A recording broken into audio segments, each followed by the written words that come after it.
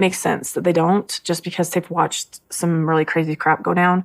And just because this is what I chose for myself doesn't mean that that's what their path is. I don't go to church. I don't, Meri really nailed it when she said, "I'm sure Robyn is brokenhearted, but that's something she has to process herself."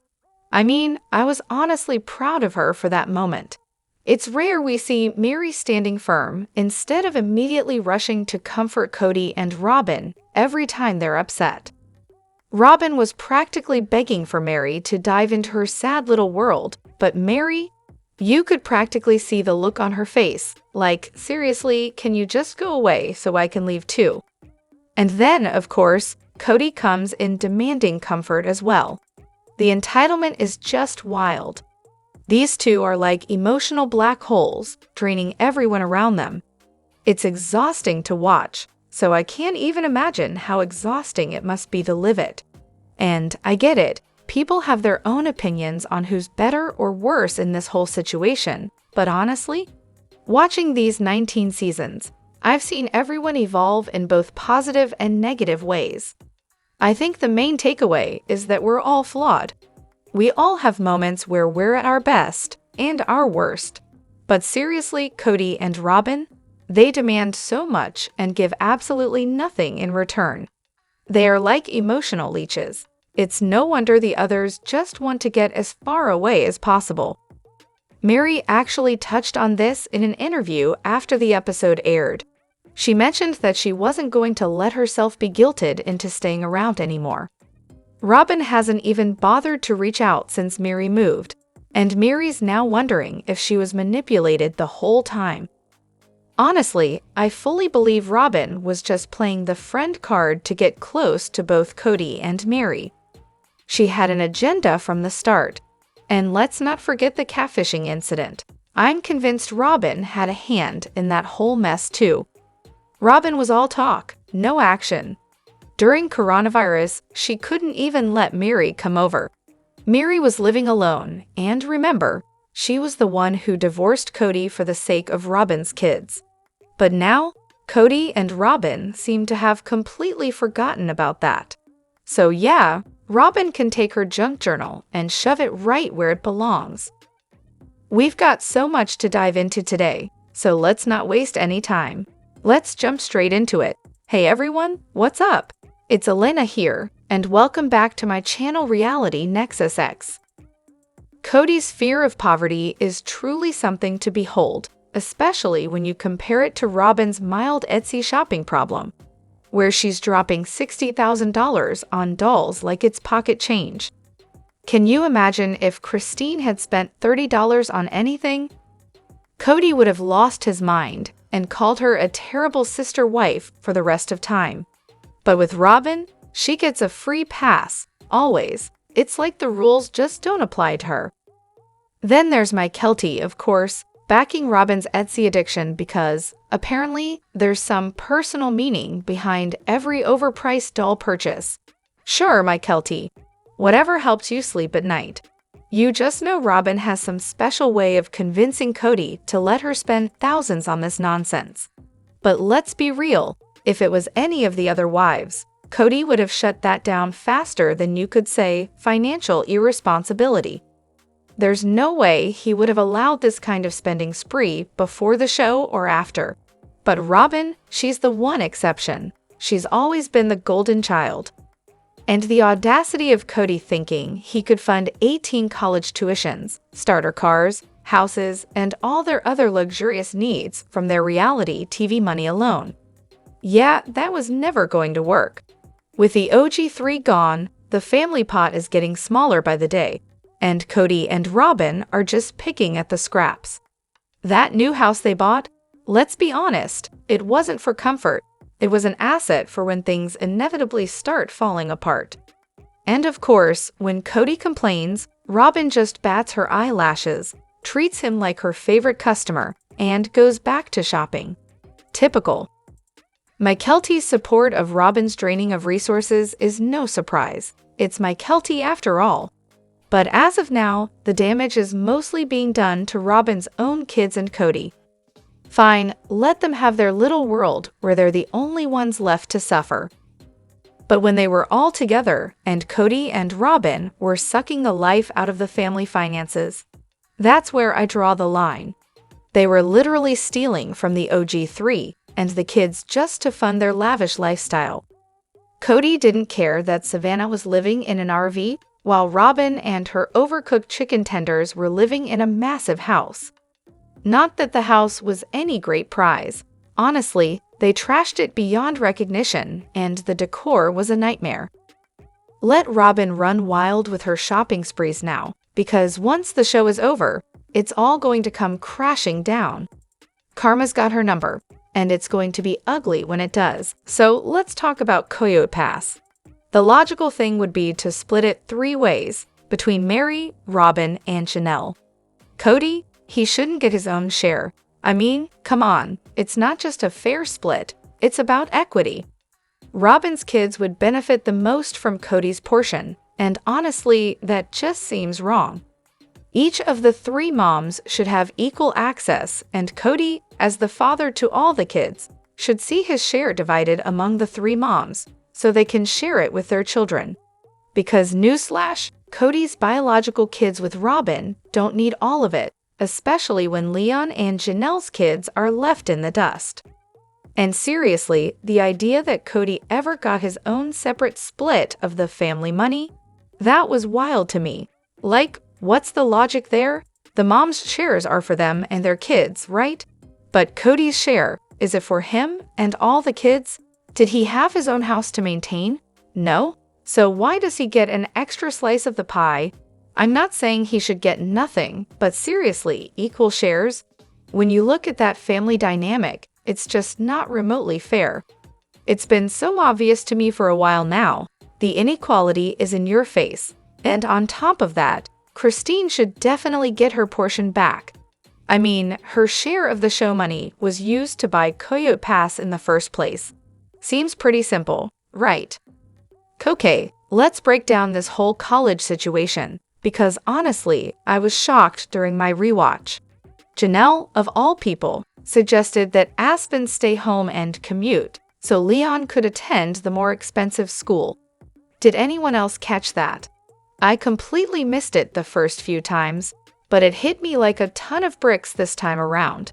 She didn't suggest Logan commute. No, she handed Aspen the short straw. And credit where it's due, and I rarely say that, Cody immediately shut it down. He wasn't about to sacrifice one kid's experience for another. Christine didn't even have to go to bat for Aspen. Cody was already on her side. That's, well, surprising. But here's the thing. It seems like the family made this way more complicated than it had to be. The solution should have been simple. Each kid gets a certain amount from the family pool, adjusted for cost of living. Anything beyond that? Mom and Cody can figure that out with their own finances.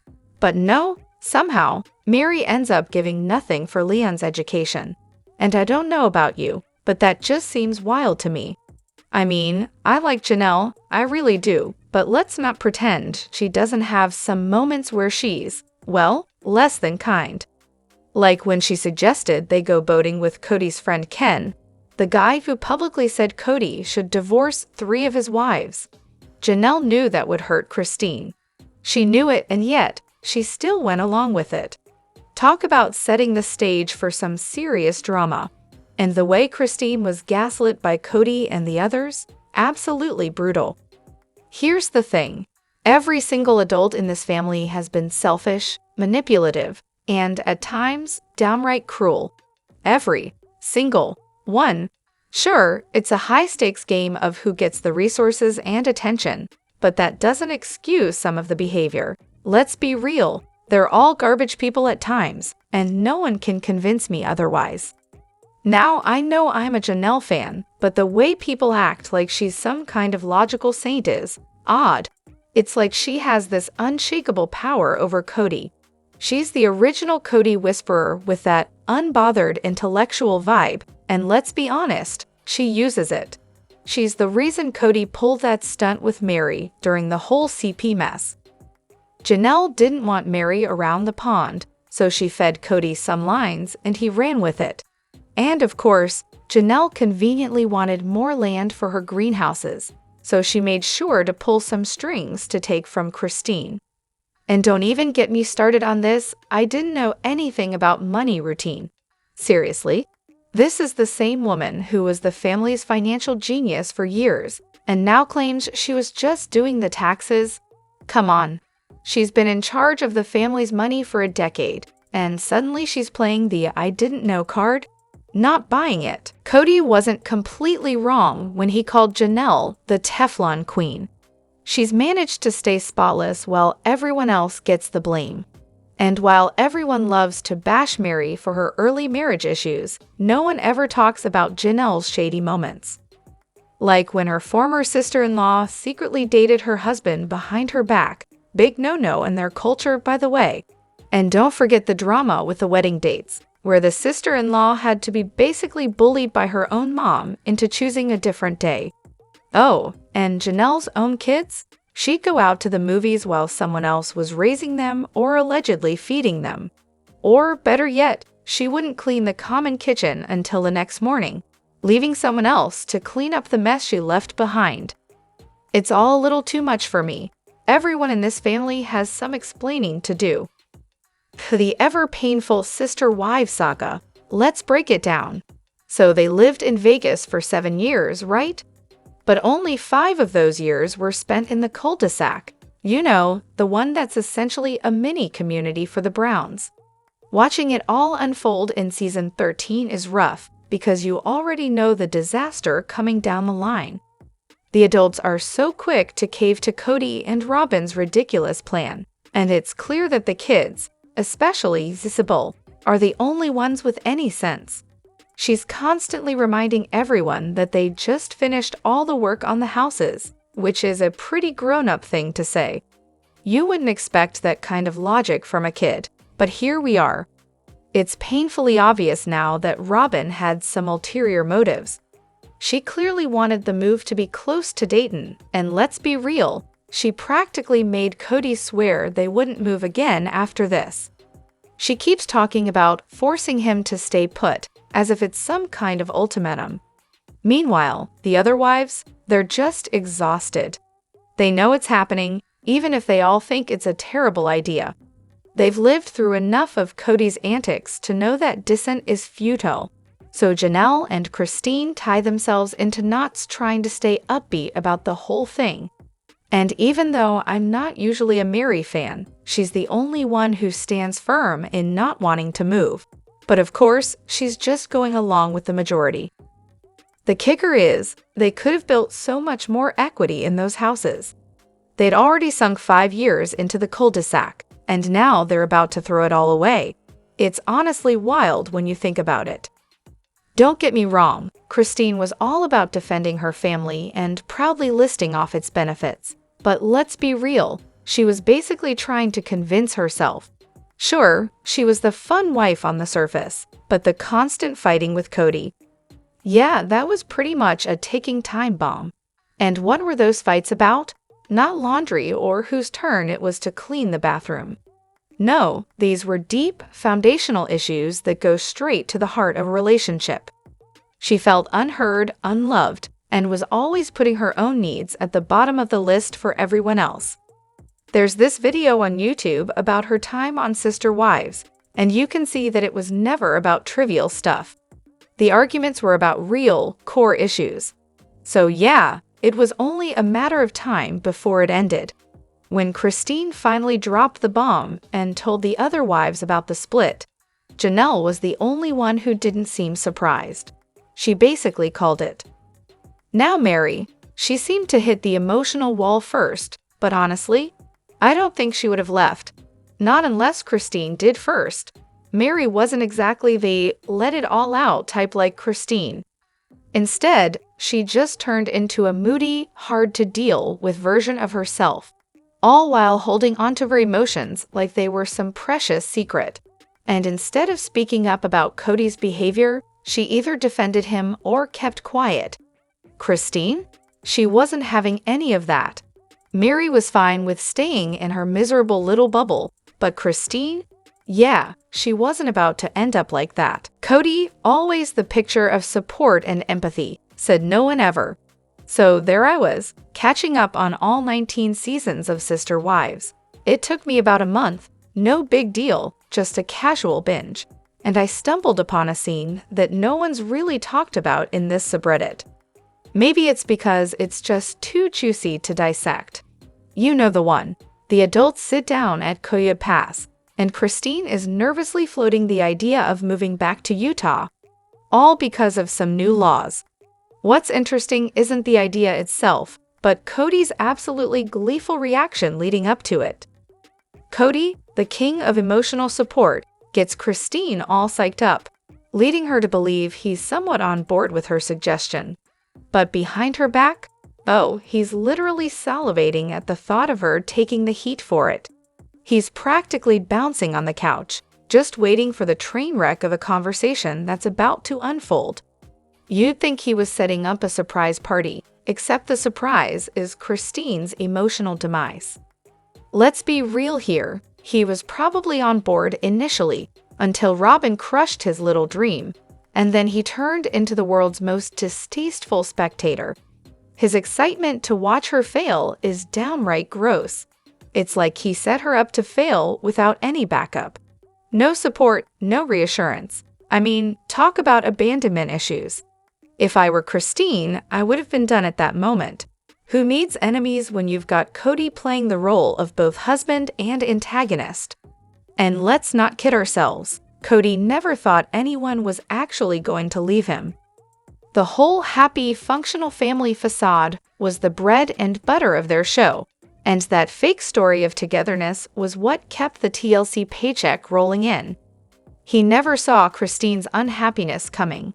He thought he could coast along with Robyn and show up for the occasional half-hearted visit with Janelle and Christine. But Meri, oh, he knew she wasn't about to rock the boat. She was just the silent partner in his game, and he was counting on her to stay quiet while he built his empire on the backs of everyone else. Robyn's hidden agenda for moving to Flagstaff, because, of course, the real reason wasn't just Dayton getting into college there. No. Robyn's little personal motivation, which she kept locked up tighter than a vault, definitely played a part. Maybe it was a happy coincidence, but let's be real, this worked out so conveniently for her. Now, let's rewind to that magical time in Vegas. After meeting Meri's friend, who'd also been catfished, talk about bonding over trust issues. Cody gets all, I feel so much more sympathy for what Meri went through on us. And surprise, surprise, they start communicating better. There's a little flirtation, a hint of chemistry, and by the time the tell-all rolls around, Cody's practically glowing, talking about how he and Meri are finding each other again. Apparently, he's decided to put aside all that anger and hurt and focus on the good memories. Maybe even dating again. Cue the twinkle in his eye. Like, really, could he be more obvious? Enter Robyn, who, in that moment, loses her perfect, sweet, and supportive facade, and for just a split second, the mask slips. The jealousy is practically neon in that scowl she throws. But of course, she quickly recovers, flashing that charming smile, keeping things sweet as always. Classic Robyn. Now, here's where the Flagstaff move comes in. Meri? Not thrilled about it, but somehow, she's still not totally derailing Cody and Meri's attempt at a comeback. But Robyn? Oh, Robyn saw Cody and Meri getting cozy again and thought, absolutely not. Flagstaff, with its convenient isolation, allowed Robyn to really tighten her grip on Cody. With the difficulty of traveling between houses pre-coronavirus, and Robyn being the mom of the youngest kids who needed him the most, eye roll, Cody's time became much more limited. Suddenly, Cody's dating journey with Meri? Yeah, that became a distant dream. Throw in Robyn's classic manipulation tactics, and she solidified her place as Cody's favorite wife.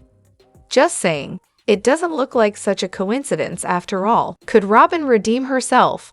Honestly, that would be a start, if she actually took responsibility for her role in the family's collapse.